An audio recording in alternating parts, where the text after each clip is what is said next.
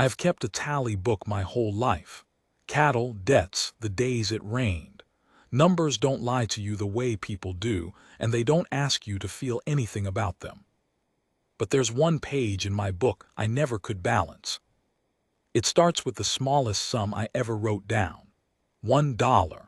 A single silver coin, warm from a dead woman's hand, sliding across a courthouse table for 2 children nobody else in 3 counties would feed. And it ends with a number I still can't make sense of, because how do you put a figure on what a man gives up when he finally tells the truth about who he used to be? I've told this story maybe 4 times in 40 years. Each time, I get to the part where the stranger rode in off the Caldwell Road with his hat low and his past lower, and my hands stop working the way they should. So sit close, the fire's good and the night is long. I'm going to tell you about Marin Holloway, who was 7 months heavy with a child that would never know its father, and who paid $1 for 2 orphans the world had already given up on. And I'm going to tell you about the man who came to her gate carrying a name that wasn't his, and what it cost all of us when the truth finally caught up to him. Some of it you won't want to believe. The hard part is, every word of it's true. The first thing I remember is the sound a dollar makes on a wood table when nobody in the room is breathing. It's a small sound. You'd think it would be. But in the Caldwell County Courthouse that March morning, with the clerk's stove ticking and 12 men standing around with their hats in their hands trying to look like they had somewhere better to be, that one coin hit the table like a church bell. I was there to witness, which is a polite way of saying Judge Falk needed a man whose word the bank would trust, and I'd worked the Holloway range long enough that my signature was worth something even when my opinions weren't. I was foreman then for what was left of the Holloway outfit, which by that spring was Marin, 40 head of indifferent cattle, a barn with a bad shoulder, and the dust where a husband used to be. Tom Holloway had been dead 11 weeks, drowned crossing the Sabine at flood, going after a heifer that wasn't worth the boots he lost, let alone the man. That was Tom all over. He'd have given you the shirt off his back and then caught his death fetching you the buttons. And Marin was 26 years old, 7 months gone with their first, and standing in that courthouse in a black dress that didn't fit her anymore because grief and a baby don't leave a body the same shape they found it. She slid the dollar across the table. "That's the price," Judge Falk said. He wasn't unkind. He just had the law to read and a county to answer to. $1 lawful tender for the indenture and care of the minor children Eli and June Castermain, ages 9 and 6, until majority. You understand what you're taking on, Mrs. Holloway. It wasn't a question. He said it like a man laying a heavy thing down in front of her so she could see the weight before she picked it up. "I understand it," Marin said. "You're a widow with a child coming. I'm aware of my own circumstances, Your Honor." A couple of the men by the wall laughed at that low. Falk did not. He looked at her a long moment over his spectacles, and I will tell you what I saw because I've thought about it for 40 years. I saw a man who wanted, very badly, to find a reason to say no and couldn't. Because here is the thing nobody in that room would say out loud. Nobody else had come. The Castermain children's people had died of the fever the winter before, the whole household but the 2 of them, and for 3 months the county had passed those kids hand to hand like a hot skillet. A church family took them and gave them back. A rancher named Dell Out past the breaks took them for the labor and gave them back when the boy wouldn't stop fighting and the girl wouldn't stop crying.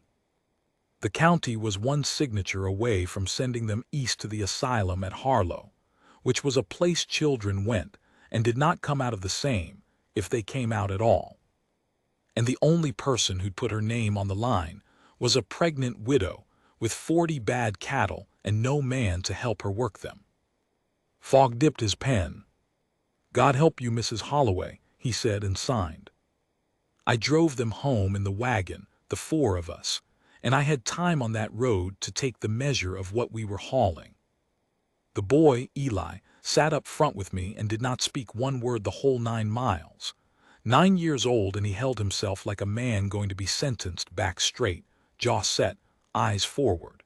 He had a way of watching everything from the corners without turning his head that I knew from older men, men who'd learned the hard way that the danger comes from the side you're not looking at. A 9-year-old shouldn't know that. He knew it. The girl, June, rode in the back with Marin, and at first she sat as far from her as the wagon bed allowed, knees up, arms around them, a little fortress of a child. But somewhere around the Tully crossing I heard Marin start to hum. Not a song exactly, just a low, even sound, the kind you'd make to a spooked horse or a colicky calf. And by the time we hit the Holloway gate, June had moved across that wagon bed inch by inch the way frost creeps up a window, until she was near enough that her shoulder almost touched the widow's arm. Almost, not quite. That child measured every inch like it cost her something. Marin didn't reach for her. That's what I noticed. A lesser woman would have grabbed that little girl up and squeezed her and told her everything was going to be fine now, and June would have bolted like a deer, and it'd have taken a month to undo. But Marin just kept humming, kept her hands in her own lap, and let the child come the distance she could come and no farther. I didn't know much about raising children, still don't, but I knew breaking horses, and I knew that was the same patience, and I thought, well, maybe she's got more chance than the judge gave her. That was before the work started. You want to know what the next month was? I'll tell you, because it matters for everything that comes after. It was hard. Not the noble kind of hard they put in storybooks. The grinding kind. A widow 7, then 8 months along cannot pitch hay. She cannot wrestle a calf or mend a fence post deep or swing up into a saddle without her whole face going white. So the work fell where it could on me, on old Prout who came 2 days a week, and on a 9-year-old boy who weighed about as much as a sack of seed. Eli worked like the devil was after him. I'd send him to do something a grown hand would grumble at, and he'd do it without a word and then stand there waiting for the next thing, like stopping was the dangerous part. I caught him one evening trying to lift a saddle he had no business lifting, his arms shaking, his teeth bared, because he'd seen me carry it, and he'd decided he was going to be useful or die trying. "Boy," I said, "you dropped that on your foot, you're no use to anybody for a month. Set it down." He set it down. Then he looked up at me with those flat, watchful eyes and said the first whole sentence I'd heard out of him. "If we're not useful, you'll give us back." I have thought about that sentence for 40 years too. I didn't have a good answer. I'm not a man who lies to children to make them feel better, and the truth was I didn't know what Marin would do if the winter went bad. So I just said, "Pick the saddle up tomorrow. It'll be lighter when your arms are stronger." And he nodded like I'd told him something useful, and maybe I had. The girl was a different kind of trouble. June didn't work, she watched. She'd appear in doorways without a sound. I near jumped out of my skin twice just standing there with those big eyes taking inventory, counting the food in the larder, counting the firewood. Once I found her in the barn at first light, standing in front of the 2 horses, and when I asked what she was doing, she said in this small flat voice, "Seeing if you sold one in the night." 6 years old, already certain that everything good would be taken while she slept. Marin handled her the only way I ever saw work. She made June a job that wasn't a job. Every evening the girl was in charge of the eggs, going out to the hen house, gathering them in her apron, bringing them in and counting them onto the table. It was nothing, a chore for a toddler, but it was the same every single night, and June could see that it was the same, and slowly that little ritual became the one fixed star in a sky that had spun her around too many times. She'd line those eggs up and count them and look up at Marin, and Marin would say, "6 tonight. Good hens," and June would nod like a banker closing the books. I tell you all this so you understand what we were before the man came. We were 3 broken things and 1 cracked widow holding us together with nothing but stubbornness and a humming song, and we were just barely starting to hold. And then it was the 2nd week of April, and a stranger rode in off the Caldwell Road.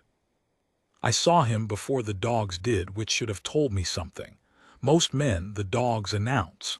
This one came up the long draw at a walk, sitting his horse easy, hat pulled low against the late sun, and our 2-yard dogs didn't make a sound until he was nearly at the gate. Then they got up and they didn't bark. They went to him. That's a thing I've never been able to explain. Those were not friendly dogs. They went to him quiet and put their noses up to his stirrup, and he leaned down without getting off and let them, murmuring something I couldn't hear. "Help you?" I called. I had the Winchester leaned in the doorway behind me where my hand could reach it, because a man learns too. Times were what they were. He straightened up, late 30s, maybe 40. Leaned the way a long road makes a man lean, not the way good living does. There was a saddle scabbard on that horse but no rifle in it, which I noted, and a Colt on his hip worn so smooth at the grip it caught the light, which I noted harder. "Looking for work," he said. His voice was quiet and even, and there was something underneath it, some grain in the wood that I couldn't place. "Heard in Caldwell the Holloway place lost its man. Heard there's a widow trying to run it alone." "You heard a lot." "Caldwell's a small town." Almost a smile there and gone. "I can mend, build, break a horse, doctor a sick cow, and I don't drink. I'll work the spring for found and $10 the month, and if I'm no good you can turn me off without paying the 10. It was a fair offer. It was, in fact, too fair, the kind of offer a man makes when he needs the work worse than he'll say. And every instinct I had told me to send him on down the road, because a man who'll work that cheap is a man running from something, and a place with a widow and 2 orphans in it doesn't need anything else running through it. But I was 61 years old that spring and my back was a misery, and we had 1,000 things to do before the grass came good, and I was tired. God forgive me, I was just tired. "What's your name?" I asked. He looked at me a beat too long before he answered. I didn't understand why then. "Cole," he said, "Cole Mercer." It wasn't his name, but I didn't know that yet. Nobody did. Marin came out onto the porch then, one hand on the small of her back the way women do when they're carrying low, and the stranger took his hat off when he saw her. Took it clean off and held it, the way you would for a lady, and I watched her notice that watched some old, tired part of her register that here, at least, was a man who'd been raised to do that much. "Mrs. Holloway," he said. "You've got me at a disadvantage," she said. "Mercer, ma'am, I'm asking your foreman for spring work." She looked at him a long while. She had a way of looking at a person that I'd come to know, the same flat, patient measuring she gave a green horse, the same one June used to count the eggs. She was deciding whether he'd take more than he gave. And then the screen door banged, and Eli came out, and everything changed in a way none of us understood at the time. Because the boy stopped dead. He stood there on the porch and he stared at the stranger, and the color went out of his face, and his hands, I watched his hands, curled up into fists at his sides like he was getting ready to either fight or run, and his body couldn't decide which. "Eli," Marin said. The boy didn't answer her. He was looking at the man called Cole Mercer, and the man was looking back at him, and something passed between them in that yard that I felt in my teeth, though I couldn't read a word of it. "You all right, son?" Mercer said, soft. "I'm not your son," Eli said. And then he turned and walked back inside, stiff-legged, and the screen door banged again. And June, who'd been hiding behind the rain barrel the whole time the way she did, went small and silent and watchful, and Marin stood there with her hand on her belly looking from the boy's empty doorway to the stranger and back. "Have you two met?" she asked, lightly, but her eyes weren't light. "No, ma'am," Mercer said. And here's the thing. He didn't blink and his voice didn't change, and any man would have believed him. But I'd spent 40 years watching men lie about cattle and money and women, and I knew the particular stillness a man gets when a lie costs him something. Mercer had it, just for a second, looking at that empty doorway where the boy had been. Just for a second, his jaw worked like he was swallowing something with bones in it. "No, ma'am," he said again. Never seen the boy in my life. Marin hired him. I want to be honest with you because this is the part where I should have spoken up and didn't. I could have pulled her aside that evening and told her what I saw, the boy's face, the man's stillness, the dollar-bright colt and the name that came a half-second slow. I could have said, Marin, send him on. There's something here we don't see the bottom of. I didn't.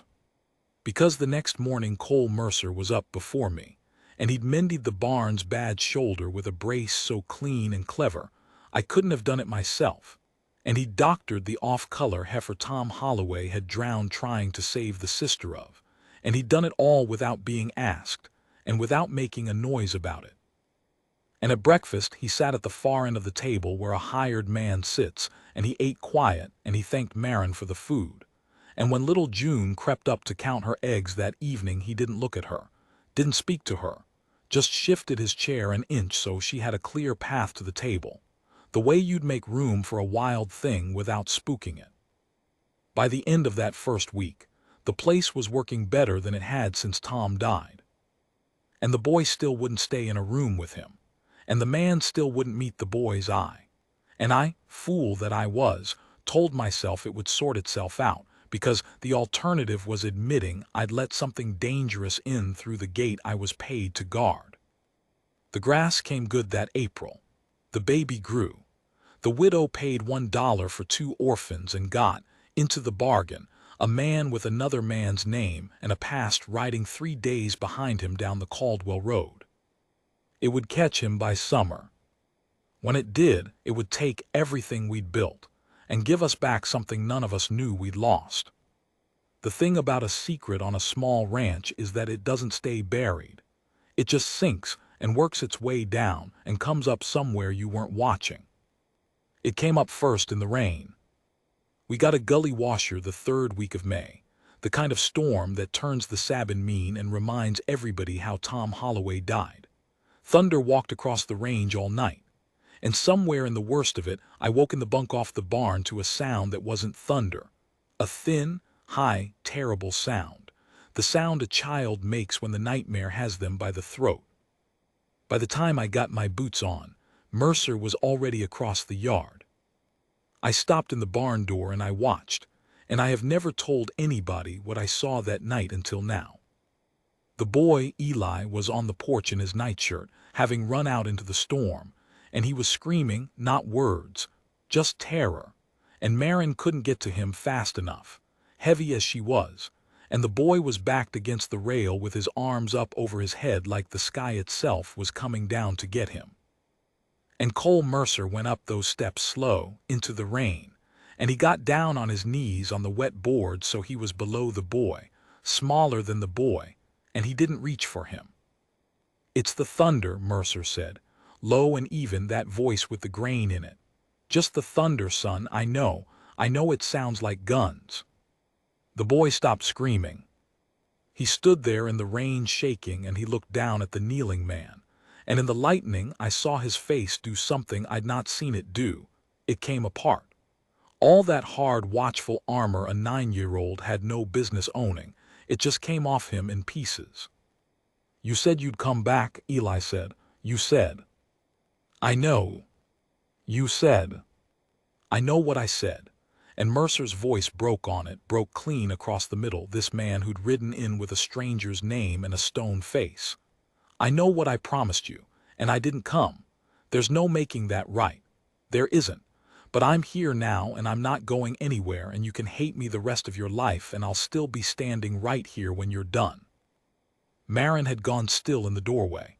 Her hand was on her belly, and her face, in the lightning, was the face of a woman doing arithmetic she didn't want the answer to. You know each other, she said. The rain came down. Yes, ma'am, Cole Mercer said, and he stayed on his knees in the wet, looking up at the boy, and he told the truth for the first time since he rode through our gate. I'm his uncle. Their mother was my sister. I'll give you the shape of it the way it came out over the next hour. The 4 of us in the kitchen with the stove lit and the storm grumbling off east and June asleep, mercifully, through all of it. His name wasn't Cole Mercer. It was Caleb Castermain, and the children's dead mother, Ruth, had been his younger sister. Years back, before the fever, before any of it, he'd been at the Castermain place often, an uncle the children knew and loved. Eli remembered him the way a small boy remembers a tall man who let him hold a real colt and promised to teach him to ride. And then Caleb had done a thing. He'd gotten into trouble of the kind that follows a man, a killing down in the Noose's country that he swore to us that night was a fair fight and a bad man dead, but that the dead man's family had money and the law in their pocket, and so it became a hanging matter whether it was fair or not. He'd run. And running, he'd had to cut every tie that could be pulled to find him. He couldn't write. He couldn't come. He couldn't be Caleb Castermain anymore anywhere, because Caleb Castermain had a price over his head and a rope waiting in Noose's county. He'd promised the boy he'd come back. He hadn't been able to. And while he was off being a dead man under a borrowed name, the fever came through and took Ruth and her husband and all the household but the 2 children. And by the time the news caught up to him on the drift, the county had already started passing Eli and June hand to hand toward the asylum at Harlow. "I heard about it in a saloon in Caldwell," he said. He had his hat in his hands at the table, turning it. "Heard a man say the Holloway widow took the Castermain orphans for $1 because nobody else would. And I thought," he stopped. "I thought I'd ride out and just see them, see they were all right, see they were warm and fed, and then ride on and never tell a soul who I was, because a wanted man's the last thing in this world those 2 children need attached to them." "But you stayed," Marin said. "Stayed?" He looked up at her. "I told myself I'd stay a week, earn enough to leave you some money for them, then a week more." His jaw worked. "I'm not going to insult you, Mrs. Holloway. I should have ridden on the first day. The boy knew me the second he saw me, and I lied to your face about it in your own yard, and that's a thing I'll carry. But I couldn't make my hand saddle the horse. I've been a ghost for 6 years, and those 2 are the only people left alive who I'm anything to." The stove ticked. Outside, the last of the rain came off the eaves. I watched Marin Holloway, 8 months gone, a dead man's widow with a dead woman's children and now a hunted man at her kitchen table, and I watched her decide. "You understand what you've done," she said. "If they take you here on this place, those children watch their uncle hang, the one person left who's blood to them, and then they go to Harlow anyway, only now they've got that in their heads for the rest of their lives. That's what your staying risks, not just your neck, theirs." "I know it." His voice was barely there. "Tell me to go and I'll be gone by light, I swear it. And here is the moral weight of the whole thing, the choice I promised you at the start, the one I still turn over some nights." Because the safe answer was go, every sensible bone in that woman's body must have screamed it. Send the wanted man down the road, keep the children clean of him, never speak of it again. That was the right answer. That was the answer that kept everybody breathing. Marin Holloway looked at the man a long time. Then she looked at the doorway to the room where the 2 children slept, the boy who'd just, for the first time in 3 months, come apart in someone's arms instead of holding himself together alone, and she put her hand flat on the table. "No," she said. "No," she said again, like she was surprised by it herself. "I'll not send you off, not after the boy heard your voice and stopped screaming. Do you have any idea, do you have the first idea what I'd give to make that child stop being afraid? And it turns out it's you. The thing that does it is you." She shook her head. "I'm not going to take that away from him to feel safe. I've had enough taken from me. I'm not going to be the one doing the taking. I want to be clear that this was not a wise decision. I told her so myself later when we were alone. I said, 'Marin, you've a baby coming and now you've a rope hanging over your roof.' And she looked at me and said, 'Howell, every soul under this roof came here because nobody else would have them, including, I'm starting to think, you.' And I didn't have an answer for that either. So we made a bargain, the 4 of us at that table. Cole Mercer, he would stay to the town and to the county, a quiet hired man with no past worth telling.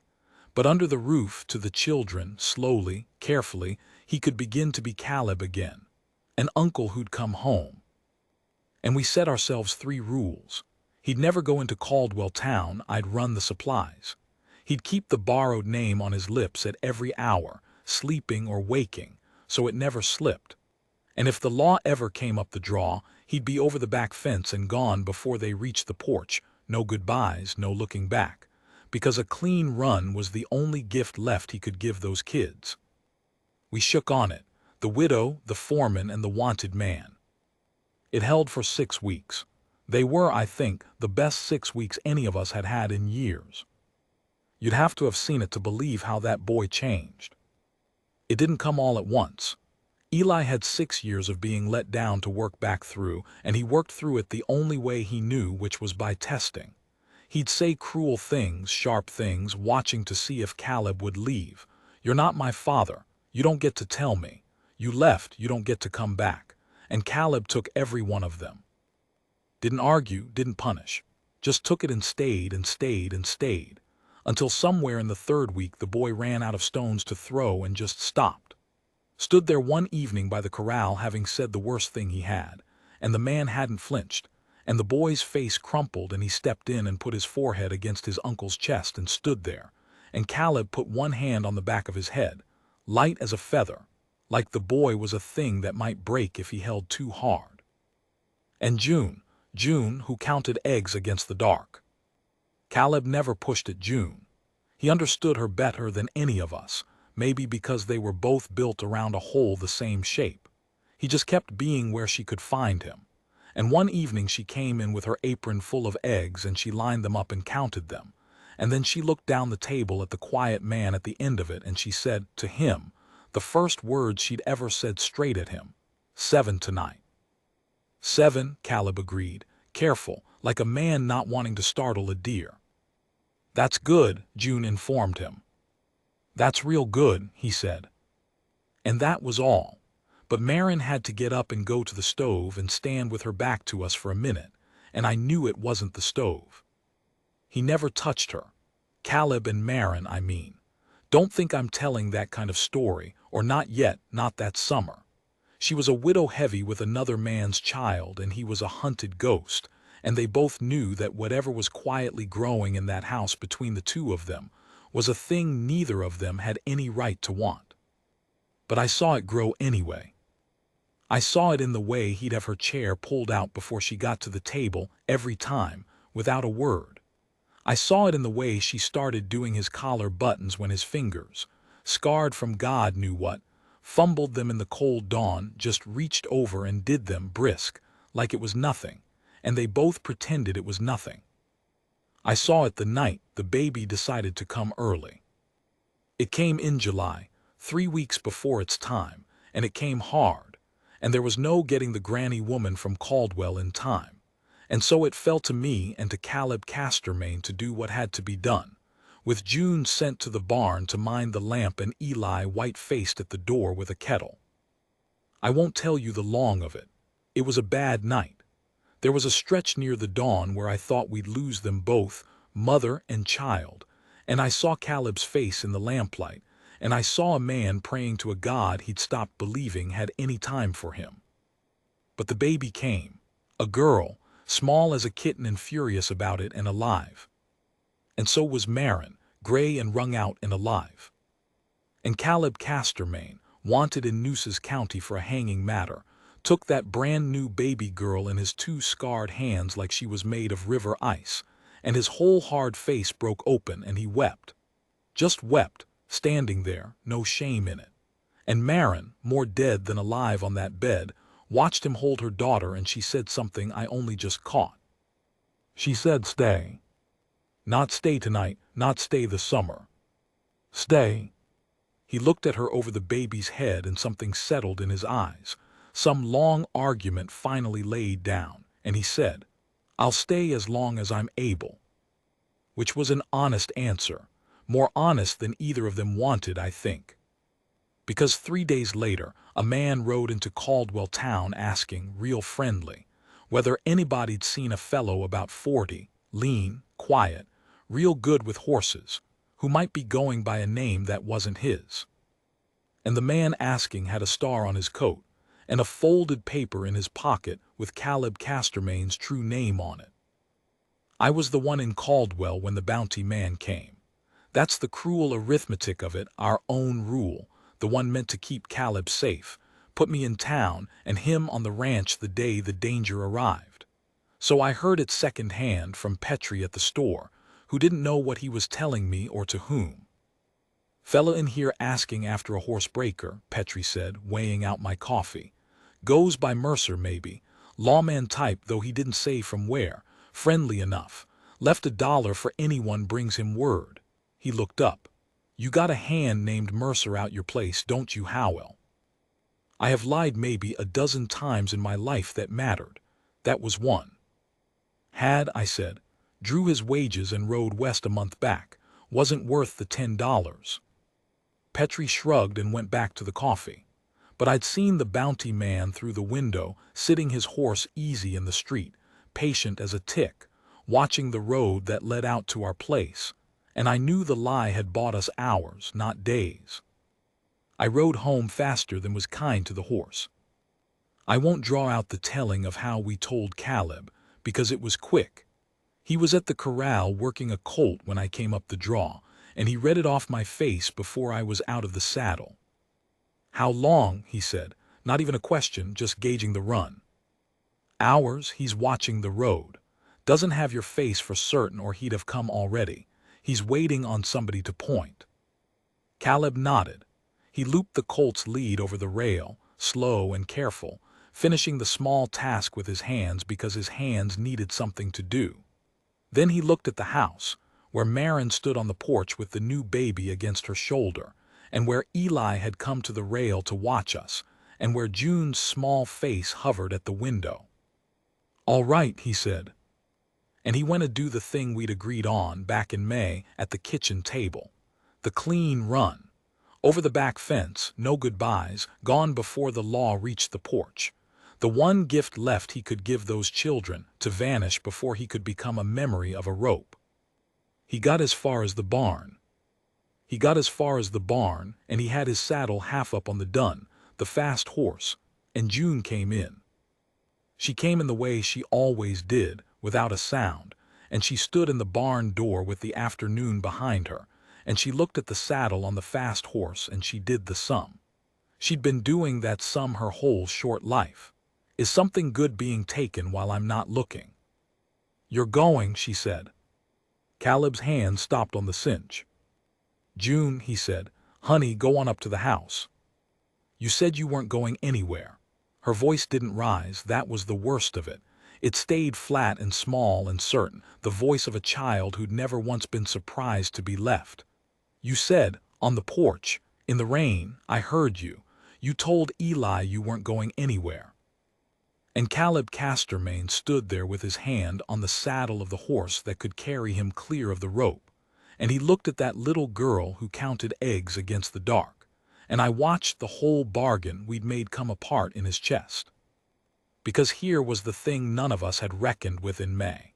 The clean run only works if you're a ghost, if you're nothing to them yet.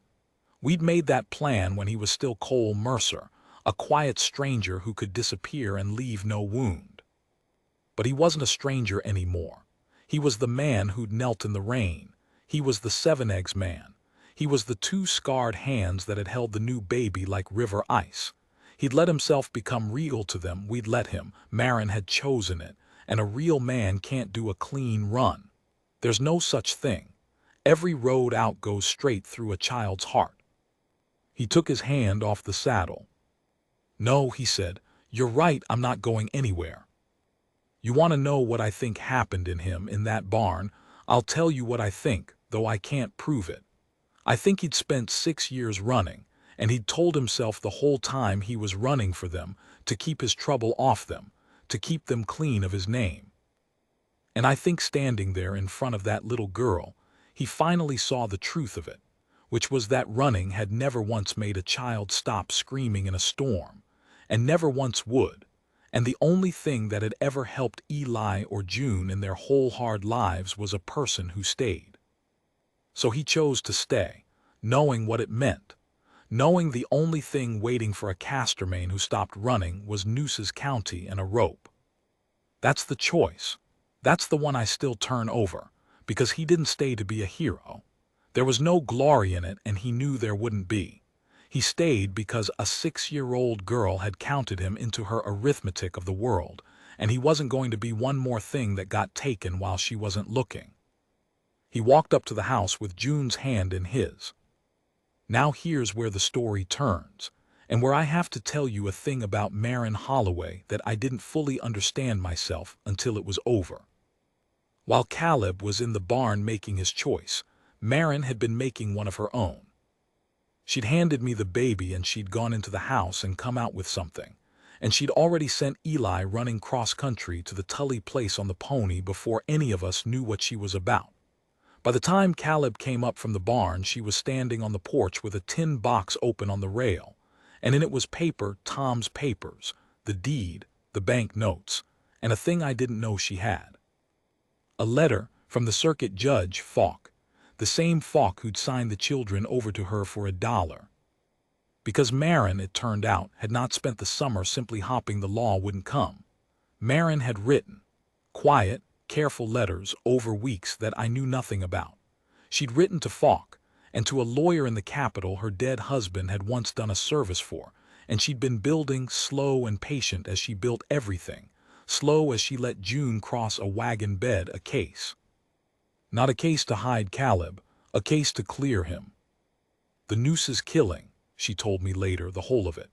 I made him tell me every word of it that night in the kitchen, and then I made him tell me again a week on to see if it changed. It didn't. It was a fair fight, Howell. A drunk man with money pulled on him over a card game and Caleb was faster, and the man's family bought the warrant. That's not a hanging matter in front of an honest judge. That's a thing that wants witnesses and an honest judge and money to bring them and time. She'd had no money, but she'd had Falk, who owed her nothing but who had signed those children over to a pregnant widow because his conscience couldn't let him send them to Harlow, and who turned out to be the rare honest man the whole thing needed. And Falk had known the judge in Nooses had died 2 years back, and the new one was a different sort, and there were 2 men still living who'd seen that card game and would swear to what they saw if somebody asked them right. What was in the tin box on the rail was a letter, in Judge Falk's hand, saying that the matter of Caleb Castermain was under review by the court, that a stay had been requested, and that any officer or agent acting on the old Nooses warrant did so at the risk of acting against a pending order of the circuit. It was not freedom. It was a piece of paper and a bluff and a prayer. But Marin Holloway stood on that porch with it when the bounty man finally came up the draw, and she held it out and she did not blink, and she said, "You can take him over my objection and the circuit courts, and you can explain to Judge Falk why you ignored his stay, and you can hang an innocent man and answer for it. Or you can ride to Caldwell, wire the Capitol, and find out I'm telling you the truth. I'll wait right here. We've nowhere to go." I will not tell you it was easy or quick. It wasn't. There were 3 more months of it, a hearing, a journey to the Capitol that near killed Marin with the baby still small, 2 old cowhands found and brought to swear to a card game 6 years gone. There was a night Caleb spent in the Caldwell jail when the bounty man's nerve and the stay order met in the middle, and I sat outside that jail the whole night because I'd be damned if those children would have it said their uncle sat alone. But the long and the short of it is this. The new judge in Nooses read the old fight for what it was. The warrant was quashed. Caleb Castermain walked out of a courthouse a free man and a living one, 6 years after he'd ridden into the dark a ghost. He came home to the Holloway place. There wasn't anywhere else that was home. I'm an old man now and most of them are gone, so I can tell the end of it. Caleb and Marin married the next spring, when the law was clear and a decent year had passed, in the same Caldwell courthouse where she'd paid $1 for 2 orphans. Judge Falk did the marrying himself and didn't charge for it, which for Falk was the same as a man weeping. They had 2 more of their own in time on top of the 3 they started with, and you'll notice I say 3, because nobody in that family ever once drew a line between the children Marin bore and the children she bought for $1. Eli took the Castermain name and the Holloway land both, and made a better rancher than Tom or Caleb either, and lived to be old. June stopped counting the eggs against the dark somewhere in there. I couldn't tell you exactly when. One day I just noticed she'd stopped checking the barn at first light to see if a horse had been sold in the night. She grew up steady and married a school teacher and named her first girl Marin. And the baby, the one born too early in the July storm, the one Caleb held like river ice, she's the one who has me telling you this. She's the one who found my old tally book in the attic after they were all gone and brought it to me, and pointed at the page I never could balance. The one that starts with $1. Because that's the figure I couldn't make come right all these years. $1 in on one side of the ledger. And on the other side, a man's whole hidden life laid down, a family made out of strangers, 3 broken children grown straight, a widow's stubbornness against the entire weight of the law. You can't balance that. The numbers don't work. I tried for 40 years. But I think now that's the whole point of it, and the reason I kept the page. Some things you're not meant to balance. Some things you just write down, so that after you're gone, somebody finds them and sits close to a good fire on a long night, and learns that once there was a pregnant widow who paid $1 for 2 children nobody wanted, and got back more than the world had ever bothered to put a price on. The fire's burning down. I should stop. But I'll tell you one thing more, the thing I never put in the book. The night the bounty man rode off to wire the capital, the night we still didn't know how it would go, I came into the kitchen late and found Caleb sitting alone in the dark, the new baby asleep on his chest, and June curled against his side, and Eli sprawled at his feet by the stove. All 3 of them out cold, and the man not moving a muscle, not for anything, holding so still he hardly breathed. I asked him low what he was doing sitting there in the dark.